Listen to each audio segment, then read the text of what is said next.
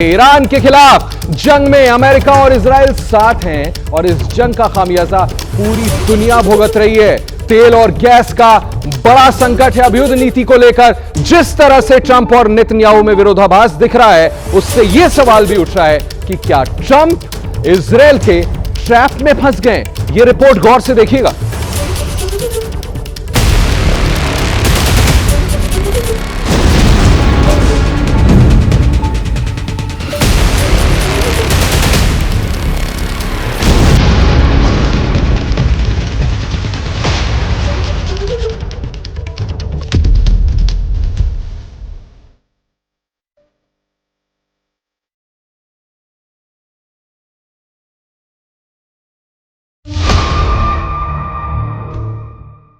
Israel ने Iran के gas plant south पास पर अटैक किया,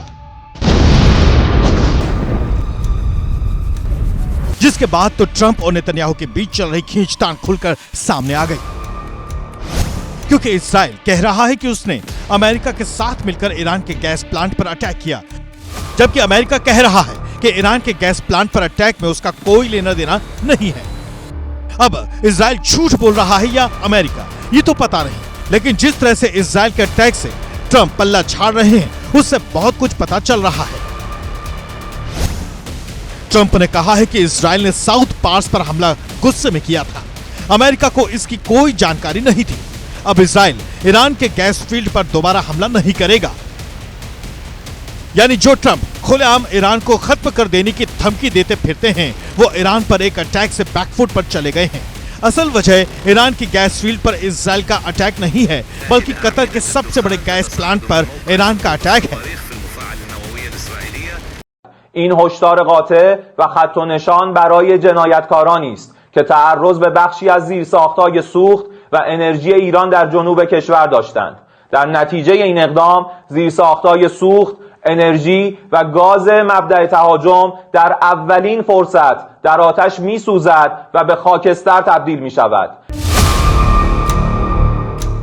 ईरान ने धमकी दी है कि अगर वो पूरे इलाके के गैस प्लांट्स पर और अटैक करेगा और उन्हें मिट्टी में मिला देगा। अब इससे इजराइल को तो कोई फर्क नहीं पड़ता, लेकिन अमेरिका की घिघी बन गई है। अब इसकी वजह समझिए। अमेरिका और खाड़ी देशों के बीच गहरे दोस्ताना संबंध है। कतर तो अमेरिका का सबसे करीबी दोस्त है। कतर में अमेरिका के महत्वपूर्ण सैन्य बेस हैं और दुनिया का सबसे बड़ा LNG एक्सपोर्टर भी कतर है। अगर ईरान कतर और अमेरिका के सहयोगी खाड़ी देशों के तेल और गैस प्लांट पर अटैक करेगा, तो इन देशों का ट्रंप पर भरोसा हिल सकता है। नेतन्याहू मौके का फायदा उठा रहे हैं। अगर ईरान की प्रोडक्शन फैसिलिटीज को ही ब्लास्ट कर दिया जाएगा, इसका मतलब कि अगले 5-10 साल तक ईरान से तेल ही नहीं निकलेगा, तो वो जो पूरा फॉर्मूला था वो कुछ गड़बड़ा गया है, गड़बड़ा जाएगा। ट्रंप ने खुद कहा है कि ईरान की ऑयल फील्ड पर अटैक से न तो अमेरिका का कोई लेना देना है और न ही कतर का, और साथ में ट्रंप धमकी भी दे रही है कि अगर ईरान ने दोबारा कतर पर अटैक किया तो अमेरिका ईरान के गैस फील्ड को तबाह कर देगा।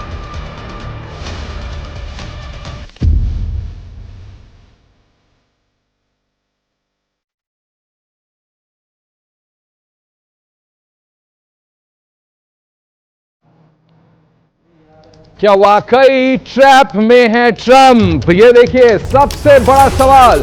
ट्रंप ने नेतन्याहू का नाम सीधे नहीं लिया, लेकिन ईरान के ऑयल फील्ड पर अटैक को इजराइल के अकेले की कार्रवाई बताकर जिस तरह से पल्ला झाड़ रहा है, उससे कई सवाल उठ रहे हैं। सवाल क्या है? क्या ट्रंप कहना चाह रहे हैं कि नेतन्याहू अब उनसे कोई सलाह ही नहीं लेते?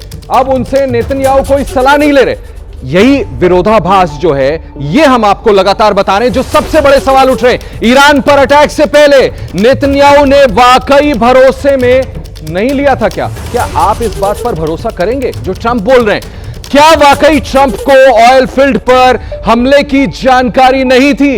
अगर नहीं थी तो आप सोचिए कितना बड़ा विरोधाभास है उन दो पार्टनर्स में जो मिलकर ईरान पर हमला कर रहे थे। इससे ट्रंप को लेकर दो तरह की राय बन रही है। एक तो ये कि नेतन्याहू ने ट्रंप को अपने ट्रैप में फंसा लिया है क्या?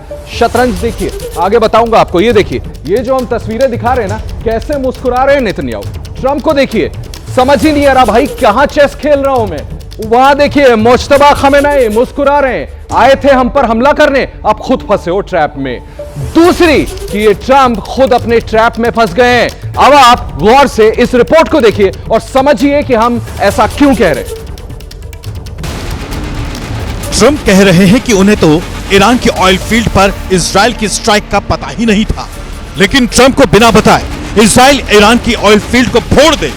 अब ट्रंप इतने नन्हे बच्चे भी नहीं हैं, क्योंकि ट्रंप के इस मासूमियत भरे बयान पर तो अमेरिका में इजराइल के राजदूत रहे डेन शापिरो ने भी सवाल उठा दिए हैं। शापिरो ने कहा है कि ऐसा हो ही नहीं सकता कि इजराइल की सेना इतना बड़ा हमला करे और अमेरिका को पहले से ना बताए। उनके मुताबिक ट्रंप कुछ भी कह सकते हैं, लेकिन सच यही है कि अमेरिका को पूरी जानकारी थी। ट्रंप ने ईरान की गैस फील्ड पर हमले की मंजूरी भी दी थी। और वैसे भी नेतन्याहू और ट्रंप के बीच तो रोज बात होती है, मिलिट्री प्लान डिस्कस होता है। ये बात तो ट्रंप खुद कबूल कर चुके हैं। They're working with us. The relationship with Israel, that was other fake news. They were saying, oh, did I have an argument with Bibi? No, we really get along well. And he would tell you we're leading the whole thing. And I don't, you can say it or not say it, it doesn't matter. The main thing is to get it done. But my relationship with Bibi Netanyahu is, I would say, extraordinary, actually. Trump खुद कह रहे हैं कि Netanyahu के साथ तो उनकी bonding एकदम एक्स्ट्रा ऑर्डिनरी है, तो फिर कोई कैसे यकीन कर ले कि ट्रंप को ईरान पर इतने बड़े हमले का पता ही नहीं था। लेकिन ट्रंप अब इनकार कर रहे हैं।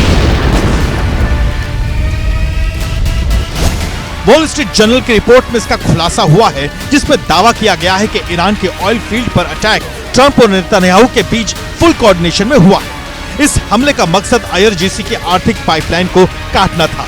ट्रंप का हमले की जिम्मेदारी से बचने की कोशिश सिर्फ एक डैमेज कंट्रोल है, क्योंकि ट्रंप को यह अंदाजा नहीं था कि ईरान बदले में कतर के ऑयल फील्ड पर अटैक कर देगा।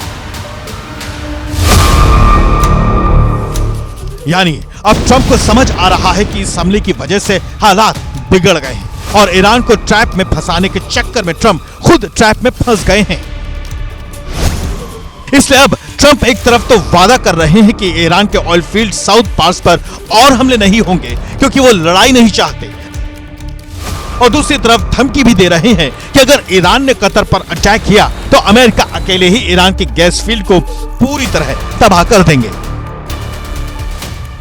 यानी अब ट्रंप को समझ आ रहा है कि ईरान की ऑयल फील्ड पर हमले से हालात और बिगड़ गए हैं। ईरान ने जिस तरह पलटवार किया है, ट्रंप खुद अपने ही ट्रैप में फंस गए हैं।